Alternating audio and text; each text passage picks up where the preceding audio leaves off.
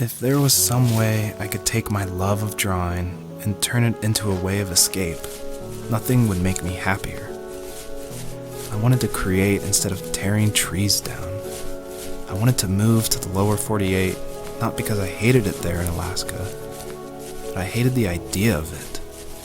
It's like all of that spite inside me had created this monster which followed me around my whole teenage years. I put so much energy into doing what others didn't expect of me. Why did I do that? There's one fact you're forgetting, though. If you didn't have that fire in you, we probably would have never met. You're absolutely right. Maybe the destination is all that matters in the end. But then why am I awake? Why am I seeing this fox go on her journey? And why can't I stop thinking about my dad?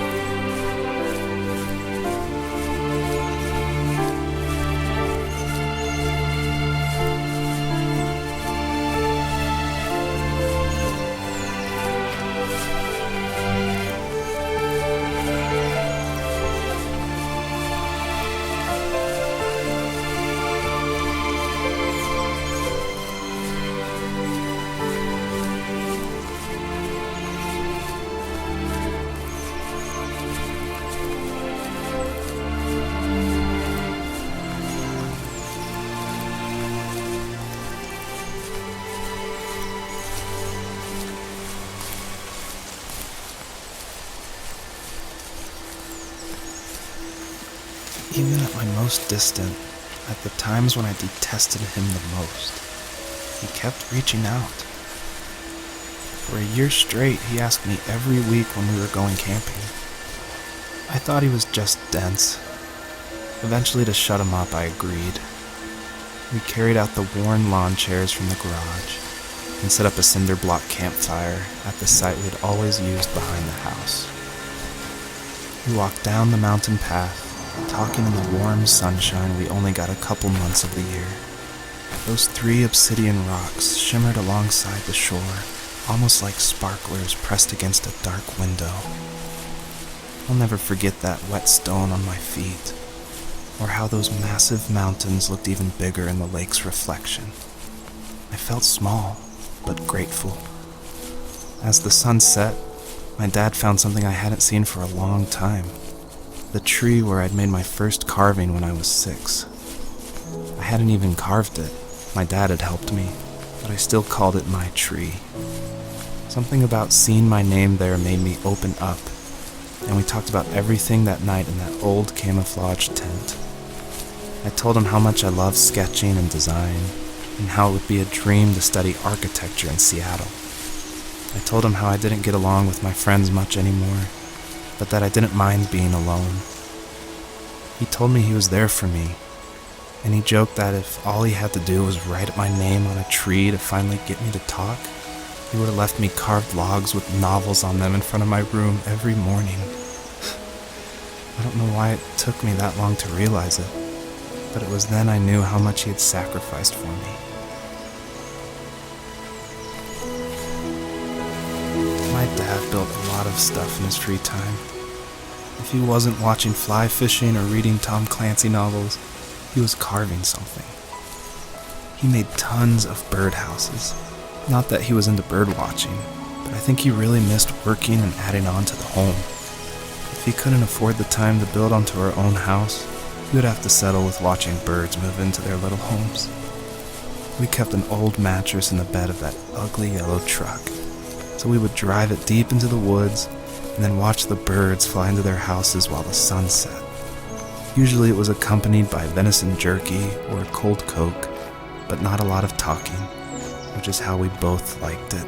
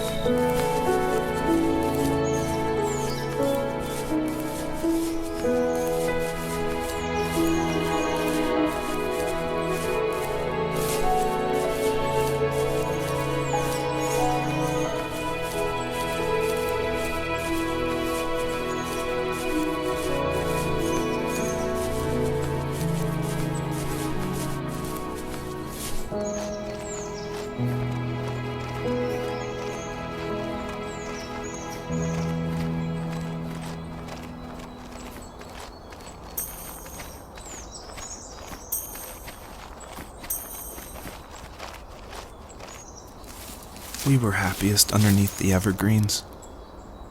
We decided it was time to finally map out the hundreds of acres we lived on just to pass the time during the summer. He was only free in the evenings, so I would spend the day wasting time on dial-up internet and sketching, and then we would rush into the woods, pen and map in hand, before evening fell. Sometimes the aurora borealis would cast a cold green glow on the mountainside, and we would finish our route underneath a twilight sky. Sometimes I was lonely during those summer days, but there was comfort in the routine. A lot of teenagers aren't looking for the daily grind, though. There's nothing wrong with wanting to get out, to leave your childhood home. You wanted to progress, to make something of yourself. Yeah, you're right. That house. I'm sure it's the same as how I left it. But then why does it feel so different? I doubt you're the only adult to have looked back and asked that question.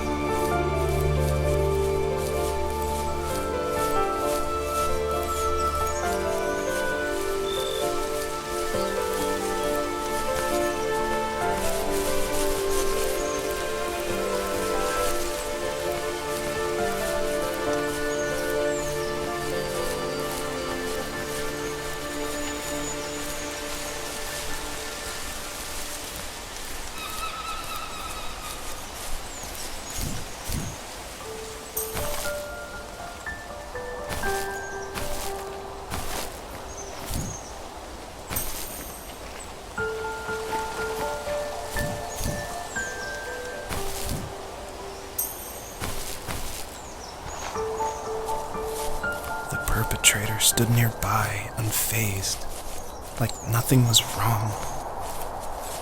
My dad is dead, and he's never coming back, Rachel. I can tell you these stories, but I can never reminisce with him again. He can never hold a grandchild that we'll probably never be able to have. I can never talk to him again, and I'll never be able to say I'm sorry for everything.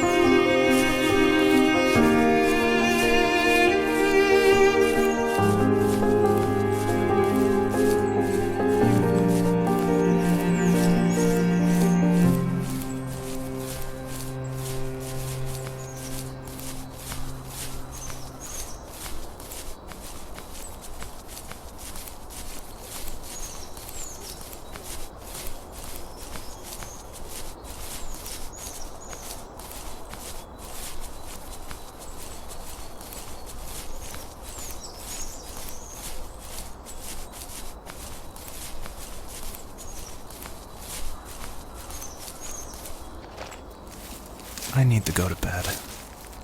I just can't talk about this anymore. Good night.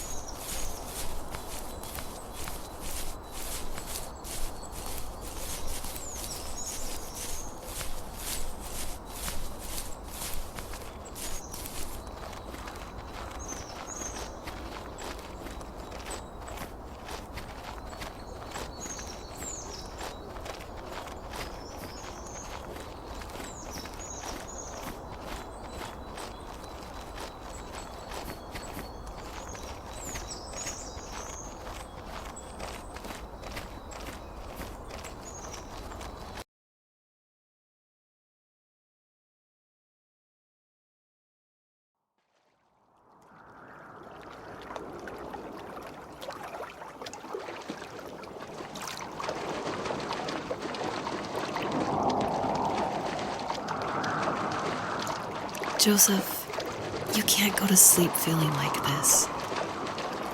I'm sorry for everything, and I know you need space, but I'm here for you. You don't need to feel so lost. Joseph, have I ever told you what my mother was like?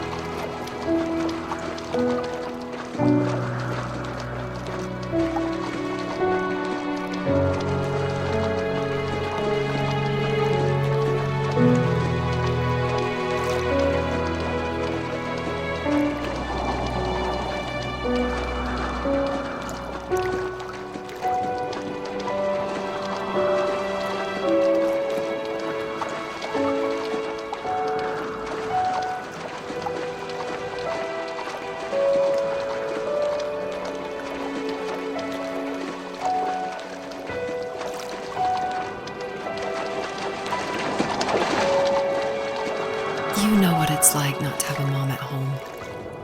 And you know how hard that made my childhood. What helped me was watching the birds in the morning before the school bus came. I thought that my mother was one of those birds, and it made me want to be free like her. My mom taught me how to fold origami cranes while she was in the hospital. So I told myself I would fold one every day until I could fly myself.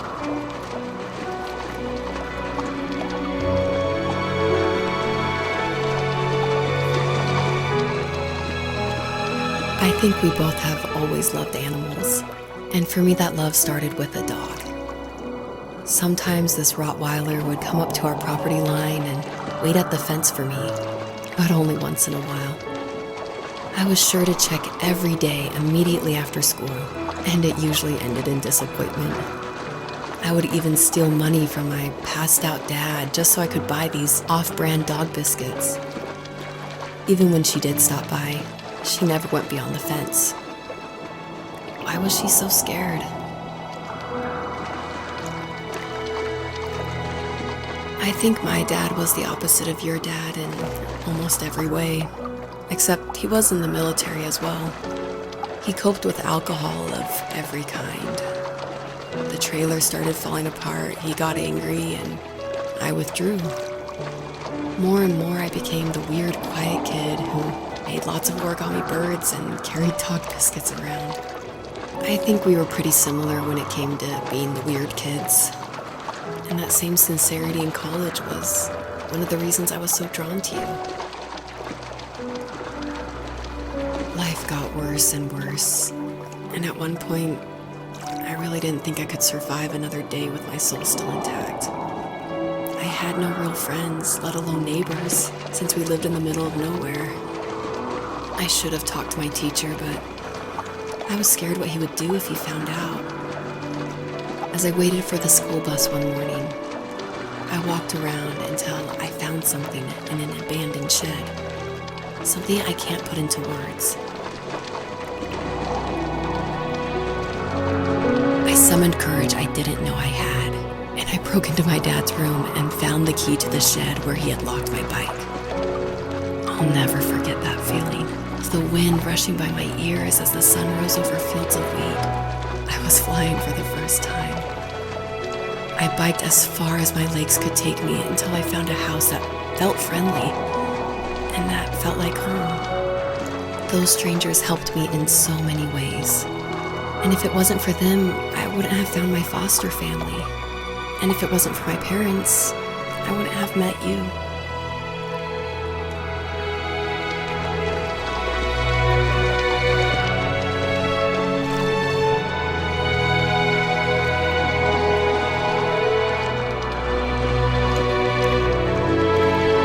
You have strength, Joseph, and you're not as alone as you think.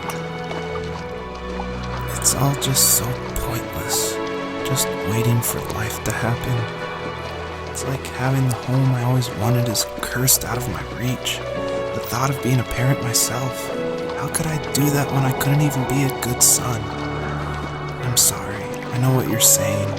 I just don't know how things will work out. These quiet hours will turn into years. We'll wonder which roads passed us by. Then we'll forge a new road together. Besides, I discovered for myself that one fateful morning where any hopeful road leads to. There may be thorns and mist, but it always leads to the same thing. And what's that? Family. I'm so glad that you're part of my family, Rachel. And I'm glad you're part of mine.